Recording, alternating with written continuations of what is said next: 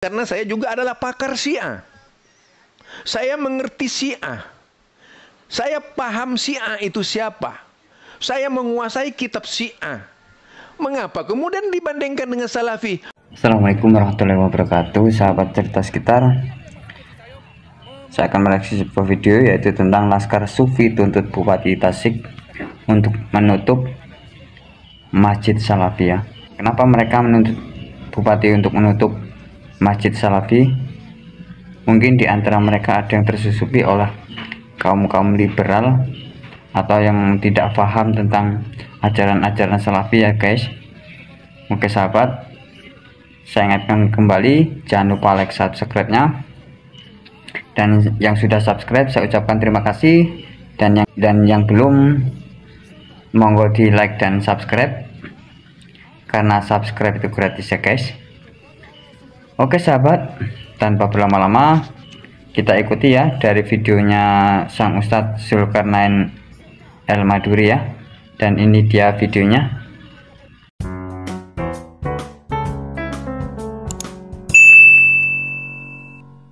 Kami tidak ada. Oke sahabat. Kami ingin bahwa setiap yang masuk ke Cisayong mematuhi aturan kenegaraan dan menghargai adat istiadat setempat, khususnya kami yang ada di sini. Laskar Sufi tutup Masjid Cisayong. Lagi-lagi Salafi jadi korban. Menentang segala akidah yang keluar dari tauhid Islamiyah dan Ahlus Sunnah wal Jamaah, menghimbau kepada kelompok-kelompok radikalisme Salafi Kita dengar ya guys. dan Syiah yang mengaku jemaah Ahlus Sunnah wal Jamaah. Nah, jadi mereka itu menggabungkan antara Salafi dan Syiah ya. Padahal itu jelas jauh ya, jauh-jauh beda dengan ajaran-ajaran kepada Allah Subhanahu wa taala dan bergabung dalam thariqah yang menjunjung tinggi Al-Qur'an dan hadis yang berakidahkan Ahlus Sunnah wal Jamaah, serta memohon semua bisa yang mengaku Ahlul Sunnah wal Jamaah. Bupati untuk berkenan menutup segala aktivitas di lokasi tersebut. Astagfirullah, astagfirullah, astagfirullah, astagfirullah. Assalamualaikum warahmatullahi wabarakatuh. Alhamdulillahilladzi arsala rasulahu bil huda wa dinil haq liyudhhirahu 'alad dini kulli wa kafa billahi syahida. Fa inna ahsanal kalami kalamullah wa khairal huda huda Muhammad sallallahu alaihi wasallam wa syarrul umuri muhdatsatuha fa inna kulla muhdatsatin bid'ah wa kulla bid'atin dhalalah wa kulla dhalalatin finnar. Kembali bersama saya Zulkarnain El-Maduri. Zulkarnain El-Maduri. Isu Jangan lupa kali like ini dan subscribe menarik ya, banget guys. saudara-saudara. Menarik banget karena ini lagi-lagi Salafi yang didemo, lagi-lagi Salafi yang didemo. Dari Madura sekarang itu ke Cisayong, Kabupaten Tasikmalaya. Kita tahu bahwa yang disebut Miris Salafi amat, ya. Wahabi versi mereka miris, itu ya guys. Miris, adalah miris. pengagum sunnah Rasulullah Sallallahu Alaihi Wasallam. Itu jadi ini peristiwa sehari yang lalu ya, peristiwa kemarin istilahnya, yang menimpa pemahaman salaf di Cisayong gara-gara mendirikan masjid yang konon katanya majelis ulama tidak diajak rembuk. Tapi seharusnya majelis ulama ya di tengah-tengah, tidak memihak gitu. Majelis ulama itu harus benar-benar menjadi majelis ulama. Karena saya juga adalah dai standarisasi Majelis Ulama Indonesia Pusat. Wajib saya memberikan nasihat. Posisinya Majelis Ulama itu di tengah, tidak memihak kepada siapapun. Ya. Jadi posisinya Majelis Ulama itu di tengah-tengah, tidak memihak kepada siapapun, golongan manapun. Majelis Ulama Indonesia ya, standar. Kecuali kalau Majelis Ulama ikut-ikutan misalnya menghukumi Salafi sesat seperti warga setempat, itu salah. Karena melihat dari pernyataan mereka, Wahabi Salafi ini adalah dikatakan radikal oleh mereka ini. Dalam demonya itu dia katakan bahwa Salafi paham radikal. Apa tidak lebih radikal mereka? Dengan membubarkan misalnya menutup akses masjid itu, apa tidak lebih radikal mereka? Mereka itu lebih radikal. Jadi di sini sebenarnya misunderstanding di dalam memahami kelompok lain, apalagi kemudian dikait-kaitkan dengan Syiah. Apa hubungannya Salafi Wahabi dengan Syiah? Apa hubungannya dengan Karena Syiah? saya juga adalah pakar Syiah. Saya mengerti Syiah. Saya paham Syiah itu siapa. Saya menguasai kitab Syiah. Mengapa kemudian dibandingkan dengan Salafi? Wong Salafi itu menjalankan Quran, menjalankan sunnah Rasulullah Sallallahu Alaihi Wasallam, menjalankan sunnah-sunnah sahabat Rasulullah. Mengapa kemudian dikatakan paham radikal? Di mana letak radikalnya? Apakah bukan yang membubarkan Salafi itu yang radikal? Antara Seharusnya Syiah itu yang dijadikan yang mereka tuduhkan parameter. Wahabi. Tidak mudah lah. Jadi mereka kemudian memberikan statement radikal kepada kelompok lain, sedangkan perbuatannya lebih radikal. Antara jadi Salafi jangan hanya orang lain yang dituduh yang mereka radikal. Anggap Wahabi ini dengan Syiah. Anda itu sholat di Mekah. Kita coba dengar lagi. Kalau kalian sholat di Mekah, misalnya di Mekah punya keputusan seperti itu, misalnya. Tapi orang-orang Salafi tidak sekeji itu. Kalau keji mau ditutup saja Mekah itu, biar kalian tidak ke Mekah, kan begitu. Tapi kenyataannya siapa yang lebih toleransi? Kalian atau Wahabi itu yang di Mekah? Coba, siapa yang lebih toleransi? Oke, siapa yang lebih toleransi? Coba. Jadi di situ kita berpikir, jangan sedikit-sedikit Salafi Wahabi sesat, Ahlus Sunnah wal Jamaah. Apa sih Ahlus Sunnah wal Jamaah? Saya pingin tahu gitu. Jadi seolah-olah Ahlus Sunnah wal Jamaah itu hanya milik kalian. Seolah-olah milik kalian. Ahlus Sunnah wal Jamaah itu adanya di zaman para sahabat. Ahlus Sunnah wal Jamaah itu ada di zaman para tabi'in. Bandingkan saja ajaran Anda dengan ajaran Ahlus Sunnah masa dahulu kala. Kalau mau main klaim ya semua bisa, saya juga bisa mengklaim, Anda bisa mengklaim, Anda juga mengklaim. Buktikan bahwa Ahlus Sunnati wal Jamaah, begitu itu lebih baik. Ya, kalau kita ingin macam begitu main keras-kerasan itu. Sebentar-sebentar radikal, sebentar radikal. Apa buktinya kalau radikal? Apakah harta kalian dirampas oleh Salafi? Coba perhatikan dengan baik-baik itu. Fatwa-fatwa yang terjadi di kalangan semua yang ngamuk di Indonesia ini, demo demi demo berjilid-jilid anti Salafi itu dari kalian. Siapa coba yang radikal? Dengarkan coba. Anda berkedok dengan anti radikal untuk menumpas orang lain radikal dengan perbuatan radikal Anda. Apa bedanya? Kalau memang benar tuduhan Anda itu. Coba kalian lihat, apakah orang-orang Salafi itu seperti itu? Tidak.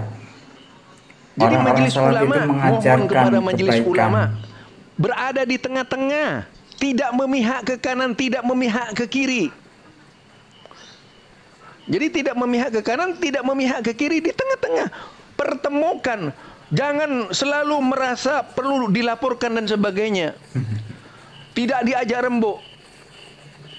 Seorang dai di majelis ulama itu harus turun menyelesaikan masalah, bukan minta mau dihormati, bukan. Nah, betul.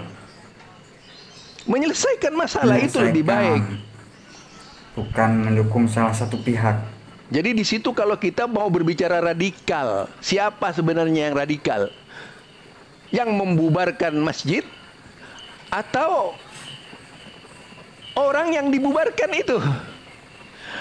Pikir kalau ya, hanya masalah perbedaan paham, jangan diangkat diungkit-ungkit kemudian Wahabi sesat, Wahabi sesat. Sementara yang diikuti yang menyesatkan orang-orang itu juga gitu.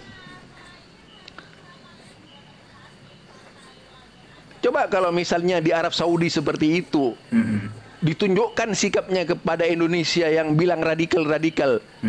Pasti kalian juga seperti itu, nyinyir nantinya itu.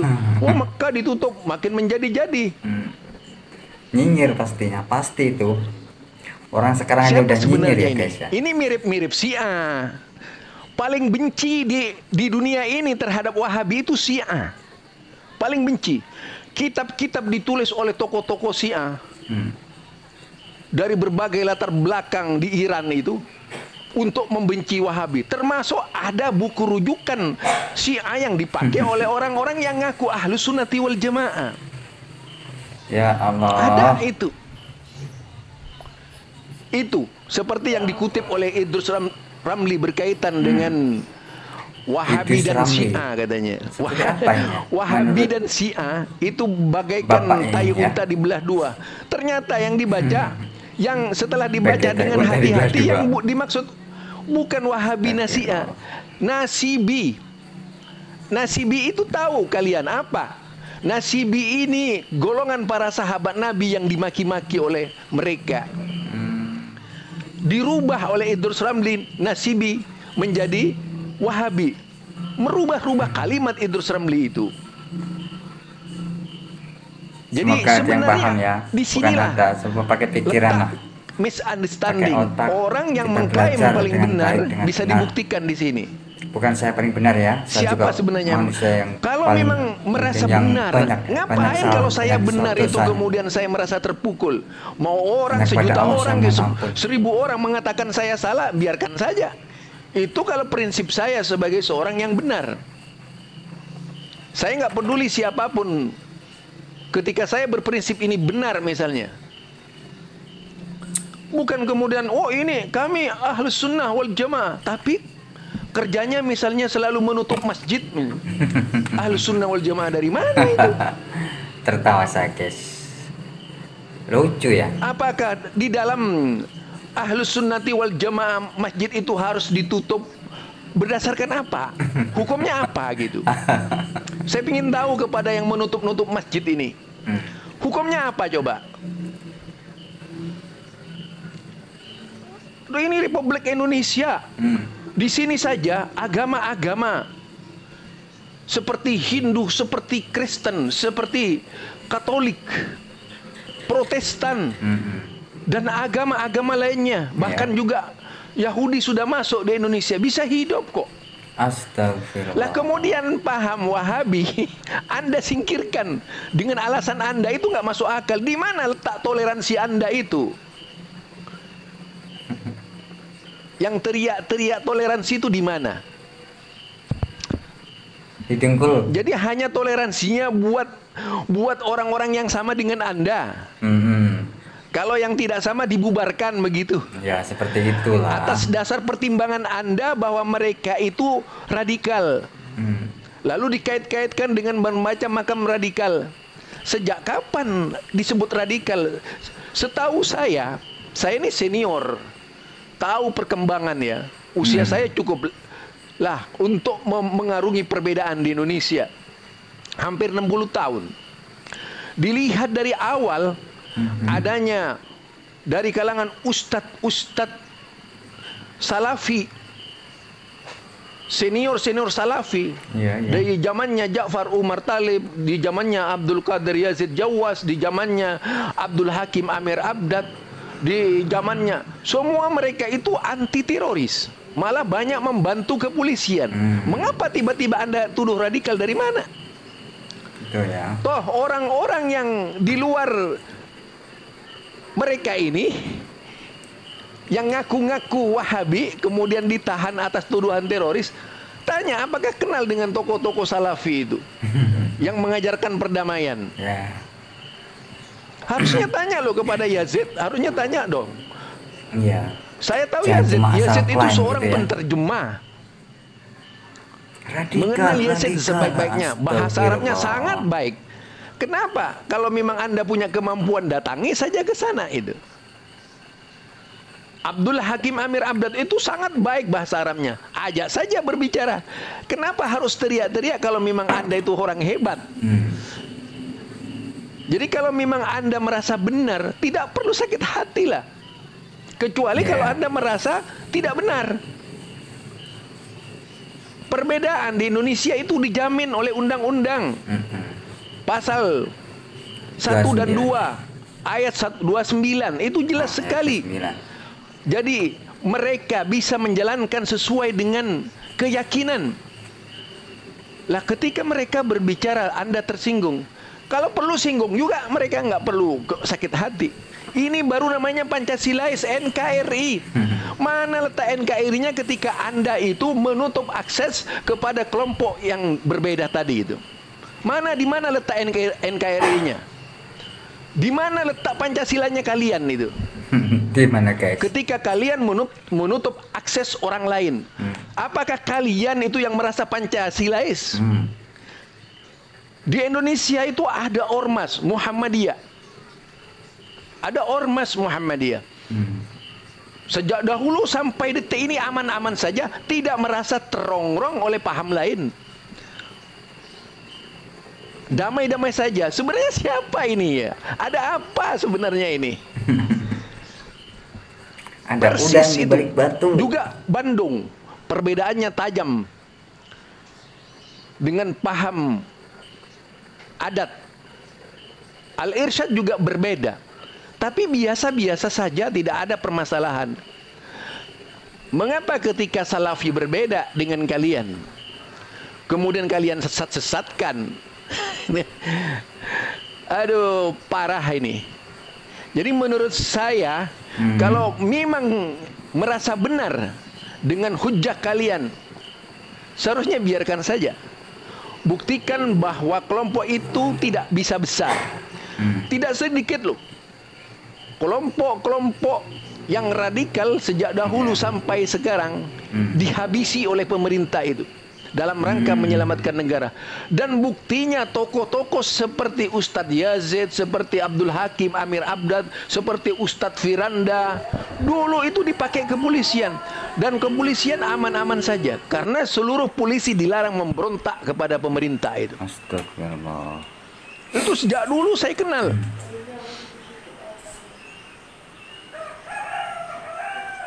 Walaupun saya sendiri di Muhammadiyah.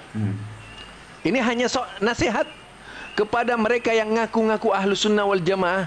Jangan bertopeng Ahlus Sunnah wal Jamaah untuk merusak persatuan dan kesatuan dengan tuduhan radikal kepada kelompok yang tidak disukainya. Itu sama saja. Sebenarnya yang radikal itu kalian nantinya. Yang membuat onar itu kalian artinya, bukan mereka. Wong mereka jalannya biasa-biasa aja kok kalian curigai yang macam-macam gitu.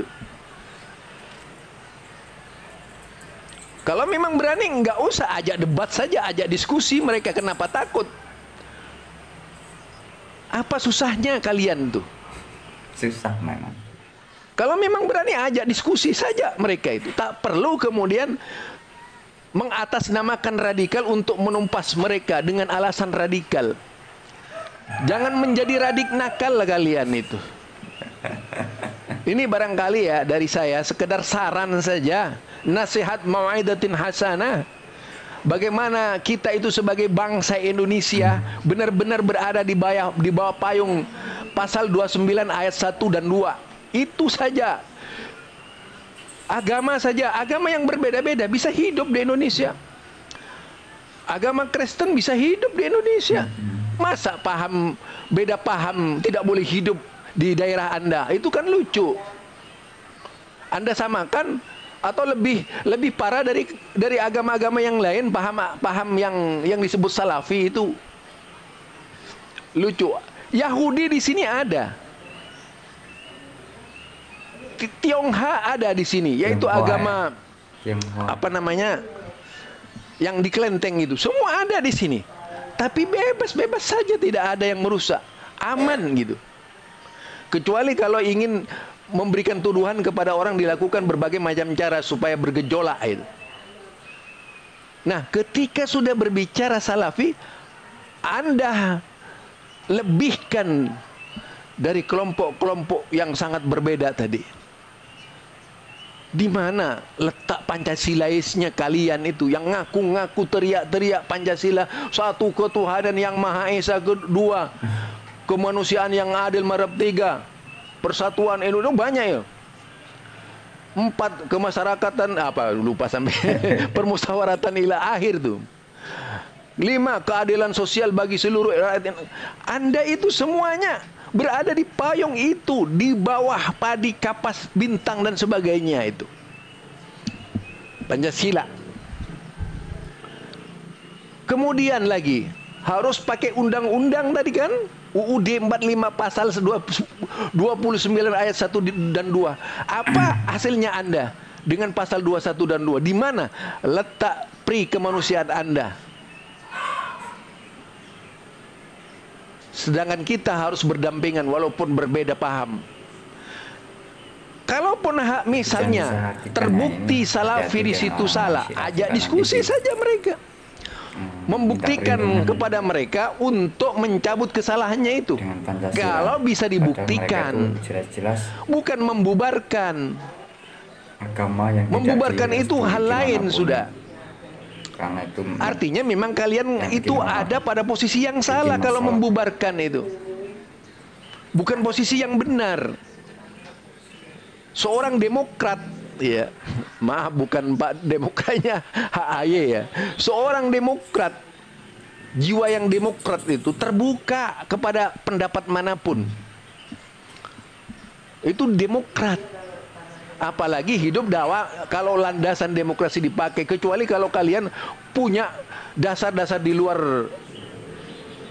Ini persis ya, persis di zamannya awal-awalnya Muhammadiyah dilarang ya. Itu saja dari saya, tidak mau panjang-panjang saya. Subhanakallahumma. Mudah-mudahan di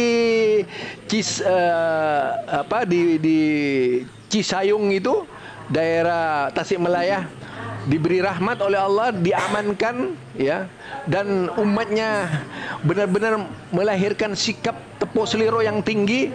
Kata orang Jawa, tepo seliro itu saling asah, saling asih, saling aso, tidak terprovokasi oleh orang luar yang datang ke sana untuk mengacau balau gitu. Karena jangankan Anda di Malaysia saja diprovokasi oleh orang luar, kacau gitu. Ya. Apalagi cuma dekat-dekat di sini. Jadi ada orang jangan mau diadu domba, siapapun dia. Loh, mereka yang Salafi itu bangsa Indonesia, bukan bangsa luar. Bangsa Indonesia. Buktinya pada waktu datang di pengajian Bandung yang puluhan ribu orang membanjiri pengajiannya Ustadz Syafiq Basalama. Semua orang Indonesia, tidak ada orang luar tuh. Dan ternyata pulang dengan damai, tidak arogan. Tidak seperti tuduhan-tuduhan yang muncul dari Anda, radikal. Kalau memang dari pengajian itu radikal dari sana, ya dari mana itu, dari Bandung, dituduh radikal, ada benar-benar radikal, pengajiannya Ustadz Syafiq Basalama, begitu selesai mereka itu melemparkan bom di mana-mana itu. Faktanya sejak dahulu sampai sekarang Syafiq Basalama mengadakan pengajian, tidak ada bom yang dilakukan oleh Salafi. Kecuali jika ada orang berusaha mengacau balau Salafi dan menyamar Salafi, kecuali itu, jika itu bisa terjadi gitu. Barangkali ini saja. Assalamualaikum. Subhanakallahumma wa bihamdika asyhadu an la ilaha illa anta astaghfiruka wa atubu ilaik. Allahumma la taj'al musibatana fi dinina. Ya Allah, janganlah timpakan musibah kepada agama kami ya Allah, baik dari luar ataupun dari dalam. Assalamualaikum warahmatullahi wabarakatuh. Oke sahabat, demikianlah sebuah video yang sangat, menurut saya itu yang sangat-sangat disayangkan ya. Kenapa mereka seperti itu? Mungkin ini ada yang memprovokasi ya. Mereka tidak suka dengan para Salafi ini dan mereka mengait-ngaitkan antara Salafi, Wahabi dan Syiah. Itu sangat disayangkan ya. Oke sahabat, jangan lupa like, subscribe-nya untuk terus berpartisipasi ya. Saya akhiri, assalamualaikum warahmatullahi wabarakatuh.